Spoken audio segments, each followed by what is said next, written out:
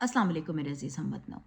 आज हम बात करेंगे जो ख़वातीन कैदियों के ऊपर ज़ुल्म हो रहा है, उसकी कुछ रुदाद मैं आप तक पहुँचाऊँगी। इनमें से कई ख़वातीन ऐसे कैदी हैं जो कि किसी भी तरह से डायरेक्टली पार्टी में मुलव्वस नहीं हैं, ना वो मेंबर हैं किसी तरह से पीटीआई की, ना वो कोई टिकट होल्डर हैं, ना वो कोई लीडर हैं, ना उनकी पार्टी में कोई और पोजीशन है। वो सिर्फ तहरीक इंसाफ को सपोर्ट करती हैं। और उन्होंने जो अपना लीडर हैं, कायद हैं, जब उनकी मई में 9 मई को इमरान खान साहब की जो एक बिल्कुल अनलॉफुल, जो सुप्रीम कोर्ट ने अनलॉफुल अरेस्ट करार दे दिए, जो वो उस वक्त हुई थी, उसके ऊपर एहतजाज, पुरअमन एहतजाज करने के लिए निकली थी वो ख़वातीन। देखिए, ये बात मैं एक दफ़ा फिर क्लियर कर दूं कि हम में से कोई भी 9 मई के होने वाले सानहे की उस रुदात की को हम में से कोई भी सराहता नहीं है। हम सब उसकी तरदीद करते हैं। हमें ये है कि ये किसी भी तरह से ये नहीं होना चाहिए था, और हम ये भी कहते हैं कि जो लोग उसमें मुलव्वस थे उनके ख़िलाफ़ सबूत हों और उनको सज़ा मिलनी चाहिए, लेकिन सज़ा कानूनी तौर पे मिलनी चाहिए, सबूत पेश करने चाहिए कानूनन पहले अदालतों को। इन ख़वातीन को जो है वो पकड़ के जेलों में रखा गया हुआ है। इनकी जो जो वो होते रही हैं, सेशंस कोर्ट के अंदर इनकी पेशियाँ हुई हैं, इनका फ़िज़िकल रिमांड हुआ है, उसके बाद इनका जुडिशल रिमांड में चली गई थी। वो उसके बाद जो है ये केसेस जो हैं ये लाहौर हाई कोर्ट में आए। लाहौर हाई कोर्ट में जो है वो बेल के लिए कि ये वहाँ पे इनको बेल दे दी जाए। तो 31 जुलाई को पहली दफ़ा जो है ये कोर्ट में केस लगा है, लाहौर हाई कोर्ट में। उस दिन सरकारी वकील नहीं आए हैं। 3 अगस्त को लाहौर हाई कोर्ट के जजेस फिर अवेलेबल नहीं थे। फिर उसके बाद 16 अगस्त को पंजाब हुकूमत के नोटिस लिया और समात मुलतवी हो गई। 21 अगस्त को दोबारा एक बार फिर सरकारी वकील नहीं आया। 24 अगस्त को एफआईआर में मज़ीद दफ़ात शामिल करने के लिए शामिल हुई और समात उसके बाद फिर से मुलतवी हो गई। यहाँ पे मैं आपको एक दफ़ा ये बता दूँ कि ये 24 अगस्त की बात हो रही है। ये ख़वातीन मई से जो है वो जेल में हैं। इनके ये फ़िज़िकल रिमांड में भी रह चुकी थी, उसके बाद इनका जुडिशल रिमांड शुरू हुआ था। तो अचानक से जो है वो 3 महीने के बाद क्या नए सामने आ गए सबूत। और समीर खोसा साहब हैं जो कि खदीजा शाह के वकील हैं, उनसे भी बातचीत हुई है टीवी पे एंकर्स की। उसके अलावा जो खदीजा सिद्दीकी हैं जो तैयबा राजा की वकील हैं, उन्होंने भी ये कहा है कि उनके जो उनके क्लाइंट्स हैं, जो उनके मुवक्किल हैं, वो ये कहते हैं कि नहीं जी, कोई ऐसी नई बात हमसे की नहीं। जो तफ्तीशी ऑफिसर आए थे उन्होंने कोई नया हमको नहीं कुछ बताया है। बस वही जो है वो सवालात वगैरह पूछते रहे हैं कि आपका खान साहब के साथ कि किस तरह क्या ताल्लुक़ है पीटीआई से आपका, और इस तरह के बस सवालात होते रहे। कोई नई किस्म की कोई चीज़ उनके सामने कोई चीज़ नहीं रखी गई है। अच्छा, फिर 28 अगस्त को लाहौर हाई कोर्ट में फिर एक दफ़ा जजेस अवेलेबल नहीं थे। 28 और 31 अगस्त को मुकदमे में नई दफ़ात जो थी वो एंटी टेररिज्म कोर्ट ने दोबारा मज़ीद उसके लिए उन्होंने 3 से 8 दिन के जो इन्होंने वो जिस्मानी रिमांड दोबारा मांगे। और ये किसी कानून में कहीं नहीं है कि एक दफ़ा जी हो गया, आपका तफ्तीश हो गई पूरी, आपका जो है वो मुलजिम वो जाके फ़िज़िकल रिमांड से जुडिशल रिमांड में हो गया, वो जेल मुंतकिल हो गया, उसके बाद दोबारा फ़िज़िकल रिमांड तफ्तीश के लिए कोई कहीं नहीं होता।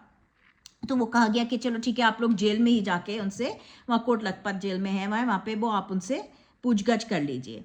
6 सितंबर हो गई। 6 सितंबर को हाई कोर्ट ने एफआईआर के जो है वो 4 माह के बाद पुलिस की जानिब से नई तफ्तीश जो है वो नई शिकें जो उन्होंने शामिल करी हैं, वो शिकें जो डिस्क्रिप्शंस में भी आ रही थी, मतलब कोई उन्होंने छोड़ा नहीं है। वो म्यूटनी से लेके ट्रीजन से लेके जो कहीं से उनको शिकें थी उन्होंने लगा दी हैं। और उन पे समात की दरख्वास्त की जो थी, तो वो उन्होंने दोबारा ज़मानत की दरख्वास्त को जो है वो कैंसिल कर दिया और फिर कहा है कि वो जो है वो इनको दोबारा से एक दफ़ा फिर जो सेशंस कोर्ट हैं उसमें दोबारा ट्रायल कोर्ट्स पे जाना पड़ेगा। तो ये सब जो है ना, मैं सबसे पहले तो आपको ना मैं ये एक बात बताती हूँ कि पाकिस्तान में जस्टिस मैं आपको भी नाम बताती हूँ उनका, जस्टिस मंसूर अली शाह ने जो है एक سپریم کورٹ کا اسٹیچوٹ تھا جس کے حساب سے کتنا بھی سپریم کورٹ کا یہ بن گیا ہے کہ کس طرح کی بھی کتنا بھی سنگین جرم کیوں نہ ہو، قانونی طور پر خواتین کو جو ہے وہ بیل مل جاتی ہے، ایون جو ادروائز جو ہیں وہ سیکشن وہ جو ادروائز نان بیلیبل اوفینسز جو کہلاتی ہیں، جو بہت سنگین ترین جو کہلاتے ہیں جرم، وہ ہوتے ہیں۔ سیکشن 497 کا ایک کلوز ہے جس کی بنیاد پہ ان کو پھر بھی بیل ہو جاتی ہے، اور اس کا جو ہے وہ پچھلا ہم نے دیکھا تھا، جو ابھی لیٹسٹ ہم لوگوں نے دیکھا تھا اس کا، وہ دیکھا تھا جب ظاہر جعفر کی والدہ عصمت آدم جی کو، آلدو وہ پوری طرح سے کمپلیسٹ تھیں، وہ اس کرائم میں، قتل میں نور مقدم کے ملوث تھیں، اس کے باوجود ان کو اس ایک قانون کے تحت ان کو بیل مل گئی تھی۔